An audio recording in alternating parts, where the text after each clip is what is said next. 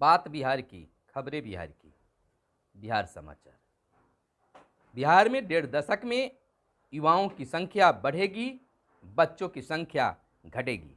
बिहार की आबादी को 3 आयु वर्ग के समूह में बांटा गया। कोयला का दाम बढ़ा, प्रदेश में ईंट महंगी होने की आशंका। 20 जिलों में जमीन सर्वे का काम 31 मार्च तक पूरा। और बिहार में पंचायत चुनाव के बाद पंचायत प्रतिनिधियों को मिलेगा नया पावर अप्रैल में। इथेनॉल इकाइयों के वित्तीय मदद की प्रक्रिया तेज करे बैंक। LIC में 20% विदेशी निवेश मंजूर। राज्य में 10% लोग ही शराबबंदी के खिलाफ हैं। बिहार के मुख्यमंत्री का बड़ा बयान। और जम्मू कश्मीर में ड्रोन से लिक्विड केमिकल गिराया। और चुनावी यूपी चुनाव की बात कर ले तो 5वें दौर में 61 सीटों पर वोटिंग।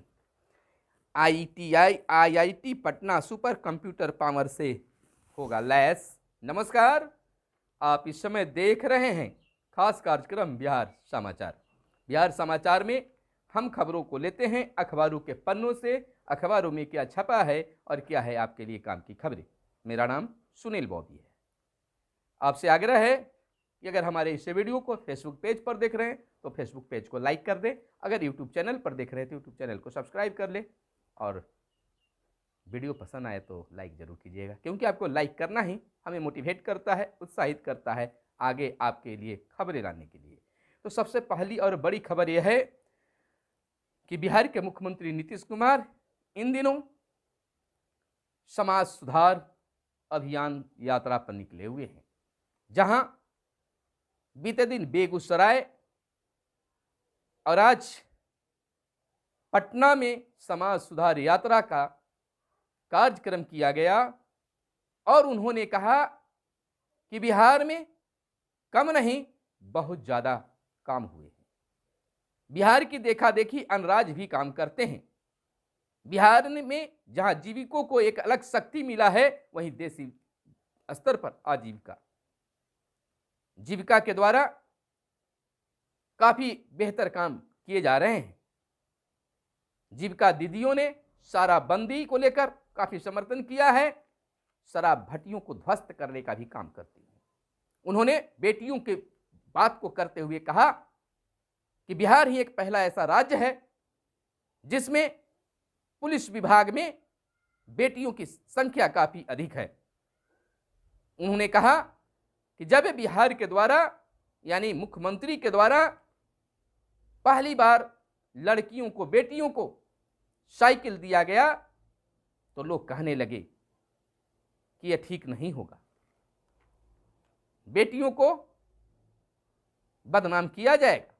लेकिन आज परिणाम सामने है कि बेटियां सुरक्षित हैं, बेटियां साइकिल चलाकर स्कूल, कॉलेज, कोचिंग जा रही हैं। उन्होंने यह भी कहा कि जब बेटियों को हम साइकिल दिया तो बेटों ने भी आगे आया, लड़कों ने भी आगे आया, उनकी भी मांगे हमने पूरी की है। स्कूल की भी बात की गई कि हमारी बेटियां, हमारे बच्चे अपने गांव में ही पढ़ें। इसको लेकर 8वीं, 9वीं, 10वीं, अभी 11वीं, 12वीं भी चलने लगी है। हर पंचायत में 12वीं स्कूल बनाने की प्रक्रिया चल रही है। उन्होंने कहा कि मात्र 10% ही लोग ऐसे हैं जो शराबबंदी के खिलाफ हैं।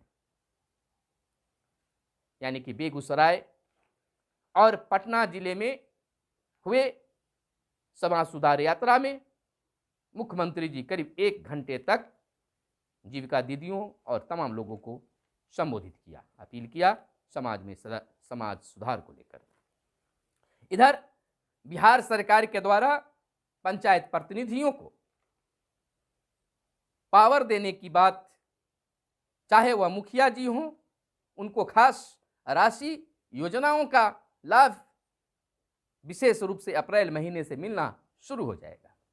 इसको लेकर पंचायती राज मंत्री ने साफ शब्दों में कहा है कि गांवों का विकास धरातल पर अप्रैल महीने से दिखने लगेगा, क्योंकि नई योजनाओं का क्रियान्वयन अप्रैल से होना शुरू हो जाएगा। उनके द्वारा यह भी कहा गया कि सरपंच और पंच को भी न्याय के साथ विकास करने की पावर अप्रैल महीने में दी जाएगी। अब देखना यह होगा समय वह कब आता है। हालांकि उनके द्वारा अब तक अप्रैल महीने की रट्टा लगाई जा रही है, लेकिन पंचायत प्रतिनिधि इंतजार में बैठे हैं कि हमें भी कुछ खास अधिकार मिलेगा। और इधर झारखंड में भी पंचायत चुनाव को लेकर अब रफ्तार पकड़ने लगी है। झारखंड सरकार अब बिहार के तर्ज पर पंचायत चुनाव कराना चाहती है। बिहार की तरह झारखंड में भी विकास की गंगा बहाना चाहती है। झारखंड में भी अब कभी भी 2 से 4 दिनों, एक सप्ताह के अंदर 4 चरणों में पंचायत चुनाव कराने की घोषणा तिथियों की करने जा रही है।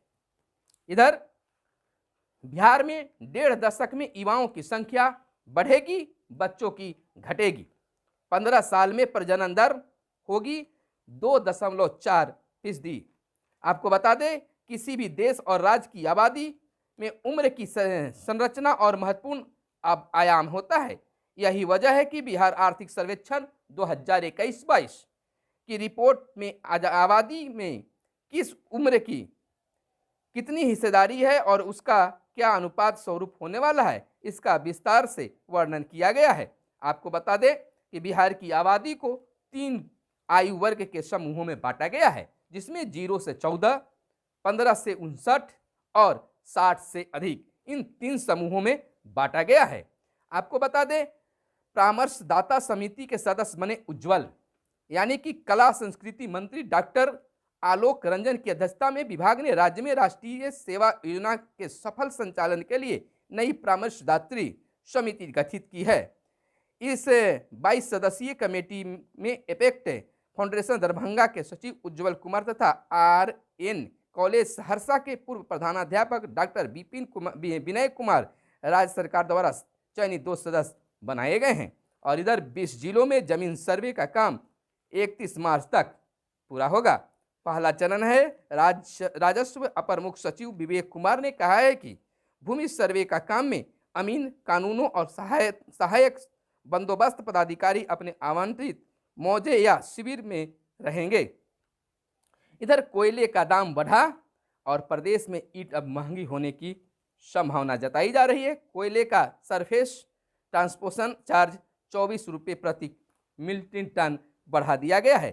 चिंता की बात है कि बिहार खनिज विभाग विकास निगम की ओर से इसकी सूचना जारी की गई है। निगम की कोयला उठाव से संबंधित मामलों के लिए अधिकृत एजेंसी हैं। निर्माण योजनाओं की लागत बढ़ेगी, सरकार की खजाने पर भारी बोझ पड़ने जा रही है।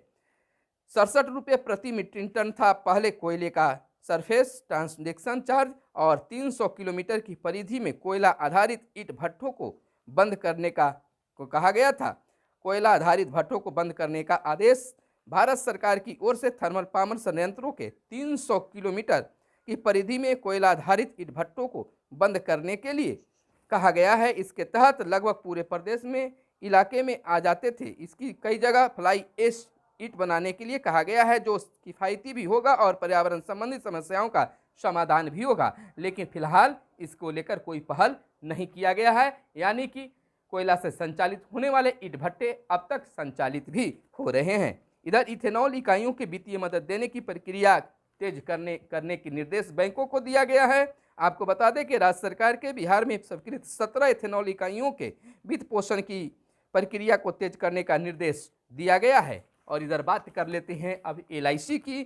LIC में 20% विदेशी निवेश मंजूर, 10% हिस्सा पॉलिसी धारकों के लिए भी आरक्षित होगा। अगला खबर है, राज्य में 10% लोग ही शराबबंदी के खिलाफ है। जैसे मैंने आपको बताया कि बिहार के मुख्यमंत्री नीतीश कुमार ने समाज सुधार यात्रा बेगूसराय और पटना में कहा कि मात्र 10% ही लोग ऐसे हैं जो शराबबंदी का खिलाफ करते हैं, विरोध करते हैं। बिहार दिखा रहा है देश दुनिया को नई राह। मुख्यमंत्री ने यह भी कहा है कि बिहार जो राज्य है देश दुनिया को राह दिखा रहा है। जीविका और आजीविका को तुलना भी किया गया। सबसे बड़ी बात, दहेज लेने वालों को करे सामाजिक बहिष्कार। सामाजिक बहिष्कार करने की बात हुई है कि जो दहेज लेते हैं या देते हैं उनका सामाजिक बहिष्कार करें।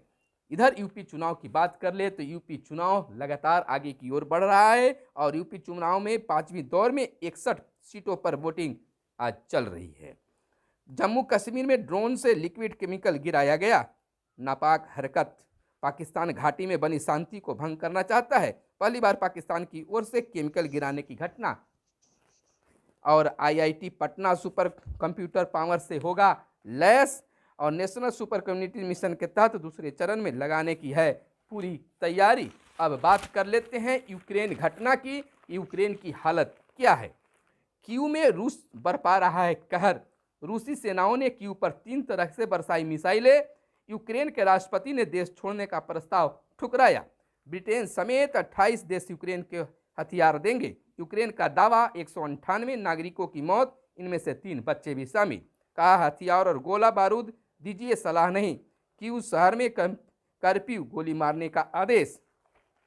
इधर मैदान जंग से वतन वापसी, भारत के कई लोग वहाँ छात्र कम से कम जो थे वहाँ पढ़ाई कर रहे थे। अब भारत सरकार लाने की सिलसिला जारी रखी हुई है और बिहार के भी कई लोग वहाँ फंसे थे जो आज सुबह ही उनको लाया गया और बिहार तक लाने की जिम्मा बिहार सरकार पर। यूक्रेन में फंसे बिहारियों के लिए हेल्पलाइन भी जारी किया गया है, यानी कि बिहार सरकार ने हेल्पलाइन नंबर जारी किया है और बताने की बात कही गई है। जागेश्वर मंदिर के कपाट आज खुलेंगे और देश में टीकाकरण 177 करोड़ के पार। जेल में बंद बुजुर्गों को रिहा करने की तैयारी, इसलिए कोर्ट ने यह निर्णय कैदियों की कोई सुध लेने वाला नहीं, शिक्षित व निर्धनता सुनवाई में वकीलों के पेश नहीं होने के चलते लिया गया है। तो यह थी आज की प्रमुख खबरें जो आपको जानना बहुत ज़रूरी था। तो फिर मिलते हैं अगले वीडियो में, तब तक के लिए दीजिए इजाज़त। धन्यवाद। जय हिंद, जय भारत, वंदे मातरम।